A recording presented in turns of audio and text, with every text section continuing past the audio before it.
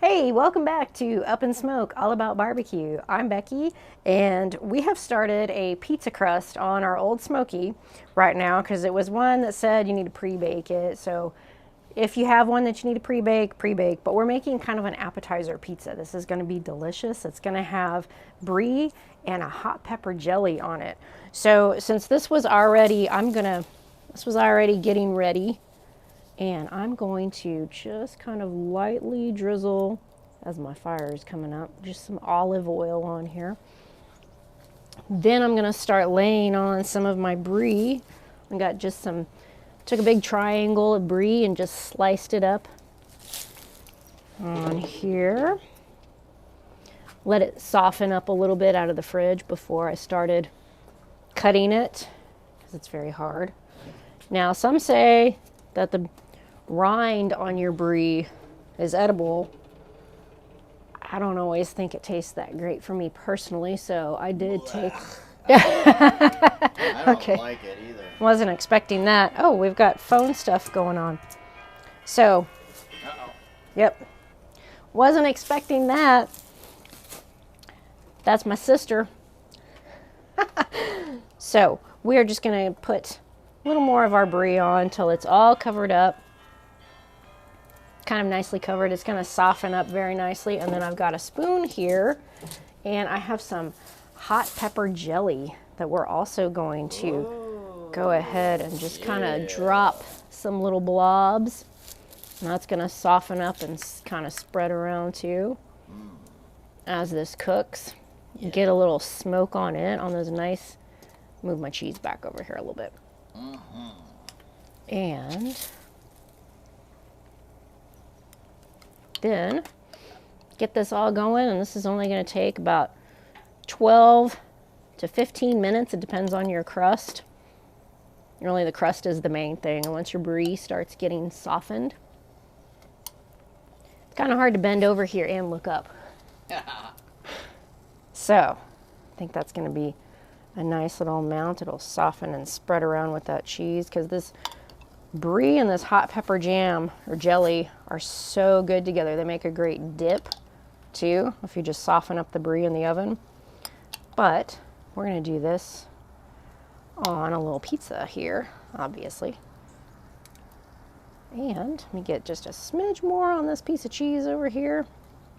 Then we're going to cover this up and finish baking this off on our old smoky, and then we'll be ready to taste it once it cools down.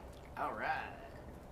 Okay, we are ready to pull this off and put this up here on our You got a big pan. bubble. Yes, we do.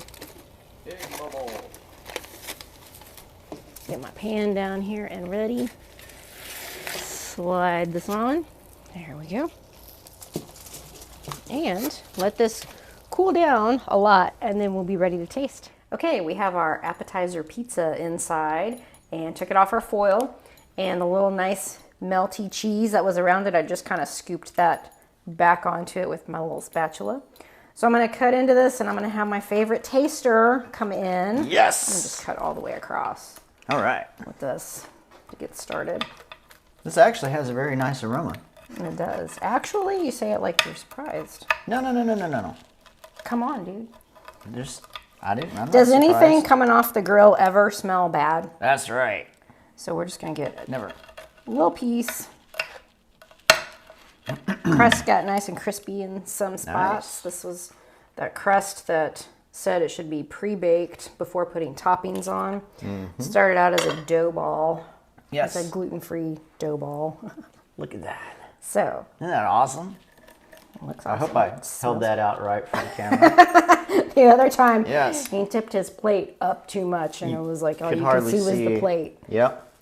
I was like, dude, gotta be a little coordinated. It's got some nice crunch to it. Wow. Are you surprised? No, just the, not surprised, but the taste explosion was greater than what I anticipated how the flavor profile was going to be. You got a lot of complexity going on here. So you got this savory, what is it, jam, jelly? Hot pepper jelly. Hot pepper jelly. Delicious stuff. Yes, and then the brie cheese. The brie. And then the olive oil.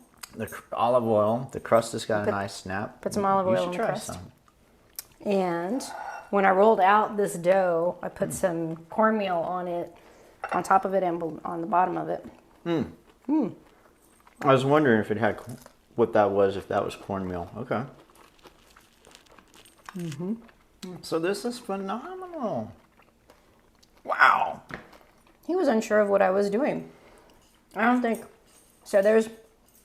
You can just soften, like I said earlier, you can just soften up some brie in the oven and then pour some hot pepper jelly. And I've had that before. He didn't get to have that. We weren't at the same event that time. Yeah.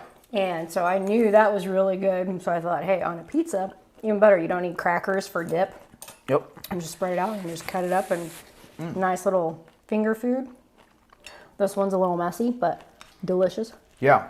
So I had a little bit of apprehension because I don't like that film or that covering on brie. Ugh.